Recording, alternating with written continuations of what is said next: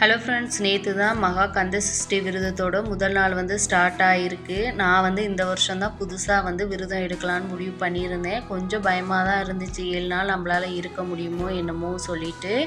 ஆனால் மன தைரியத்தோட முருகன் மேலே பாரத்தை போட்டுட்டு விரதத்தை ஸ்டார்ட் பண்ணிட்டேன். ஃபஸ்ட்டு வீடெல்லாம் தொடச்சி விட்டுட்டு, தீபாவளிக்கு தான் சிலையெல்லாம் வாஷ் பண்ணியிருந்ததுனால அதெல்லாம் எதுவுமே வாஷ் பண்ணலை. முதல் நாள் பாலாபிஷேகம் பண்ணிவிட்டு 108 போற்றி பூ மலரால் அர்ச்சனை பண்ணிவிட்டு காப்பு கட்டி விரதம் இருக்கலான்னு முடிவு பண்ணியிருந்தேன். ஃபஸ்ட்டு காப்புக்கு ஒரு வெள்ளை நூலில் மஞ்சளை நல்லா நனைச்சிட்டு விரலி மஞ்சளை வச்சு கட்டி சாமி முன்னாடி வச்சுட்டேன். வேல்மாரெல்லாம் படிச்சுட்டு 108 போற்றி சொல்லிட்டு தீப தூப ஆராதனையெல்லாம் காட்டி பிரசாதம் வாழைப்பழமும் பாலும் வச்சு சாமி கும்பிட்டுருந்தேன்.